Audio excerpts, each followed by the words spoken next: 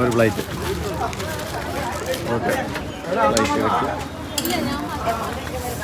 മക്കളെ ഉപയോഗിക്കണം ഒന്ന്. ഞാൻ വീഡിയോ കൂടെ എടുക്കുന്നുണ്ട്, അത് ജസ്റ്റ് ഒന്ന് പാത്രം ഒന്ന്. Okay, super. വീഡിയോ എടുക്കാണ്, അതാണ് കവറൊന്നും വയ്ക്കാൻ പറ്റാത്തത്. Okay, thank U. വരും വരും വരും.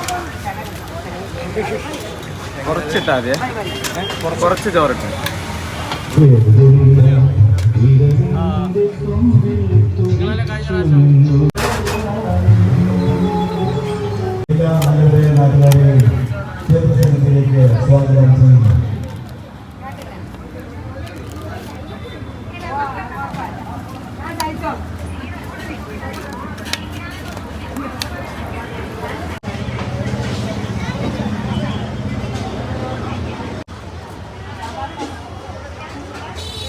മിക്കു റോക്ക് നാസ് ബ്ലോഗിലേക്ക് നിങ്ങൾക്ക് എല്ലാവർക്കും സ്വാഗതം. ഞാൻ ഇപ്പോൾ നിൽക്കുന്നത് നമ്മുടെ ട്രിവാൻഡ്രത്ത് NH66 കൊമരിച്ചന്ത ജംഗ്ഷനിലുള്ള മദവിൽ ശ്രീ ഭദ്രകാളി ക്ഷേത്രത്തിലെ ഉത്സവ വിശേഷങ്ങൾ കവർ ചെയ്യാൻ വേണ്ടിയാണ് വന്നിട്ടുള്ളത്.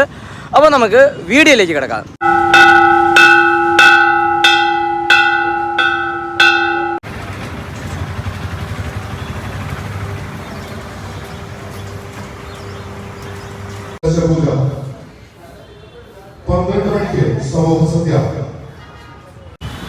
Ambalathara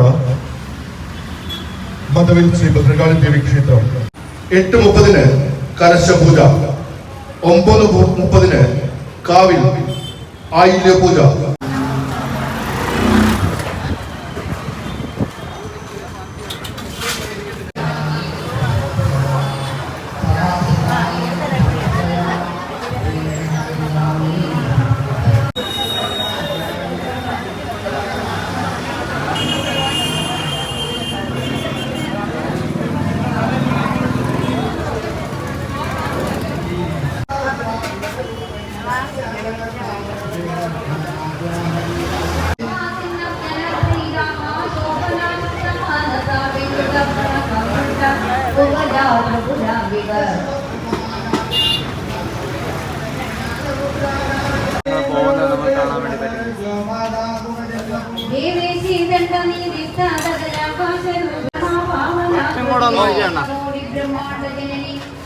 okay, thank you. നമുക്ക് പായസം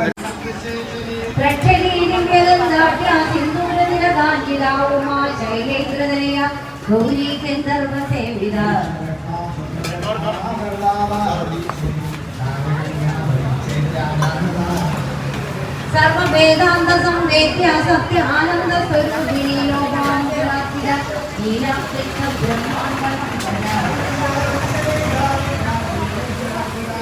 രാജപീഠ നിവേശിത നിരാകൃത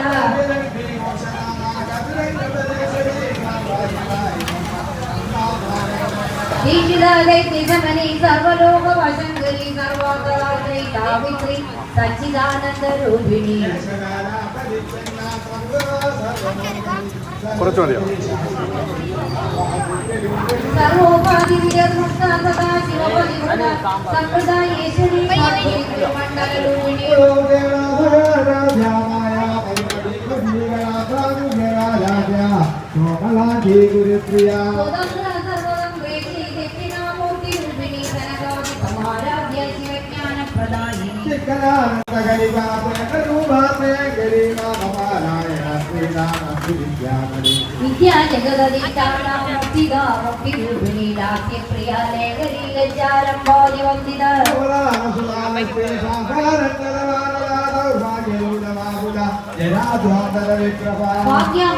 അമ്പലത്തറ മദവിൽ ശ്രീ ഭദ്രകാളി ദേവി ക്ഷേത്രം മർദ്ദാക്ഷേത്രം മുൻകാലങ്ങളിലെ മർദ്ദാക്ഷേത്രമെന്ന് അറിയപ്പെട്ടിരുന്നത്.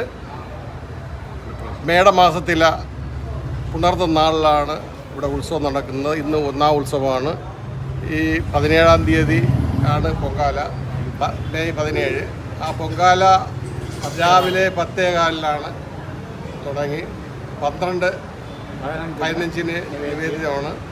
കൂടാതെ തന്നെ എല്ലാ വർഷവും നമ്മൾ ആഘോഷിച്ചു വരുന്ന ഘോഷയാത്ര വിപുലമായ രീതിയിൽ ഫ്ലോട്ടുകൾ, പിന്നെ പൂക്കാവടി, ശിങ്കാരിമേളം, ചെണ്ടമേളം, തീയാണ്ടിമേളം, തെയ്യം ഇങ്ങനെ വിവിധമായ പല പരിപാടികളിലൂടെയാണ് എല്ലാ വർഷവും ആഘോഷിക്കുന്നത്. ഈ പ്രാവശ്യം മുതൽ നമ്മുടെ ദേവിയെ ഇറക്കി പൂജിക്കണമെന്ന് പറഞ്ഞതിൻ്റെ അടിസ്ഥാനത്തിൽ ഇപ്പം ഈ വർഷം മുതൽ പൂന്തറ ശ്രീ ശാസ്താ ക്ഷേത്രത്തിൽ ഇറക്കി പൂജിച്ച് ആണ് ഈ ക്ഷേത്രത്തിൻ്റെ ഉത്സവം സമാപിക്കുന്നത്. 17-ാം തീയതി രാത്രി 12 മണിയോട് സമാപിക്കുന്നത്. നമസ്കാരം, ഞാൻ ബിജുകുമാർ. ഞാൻ തിരുവനന്തപുരം അമ്പലത്തറ കുമരിച്ചന്തയ്ക്ക് സമീപമുള്ള മദവിൽ ശ്രീ ഭദ്രകാളി മാതാ ക്ഷേത്രത്തിലെ മേൽശാന്തിയാണ്.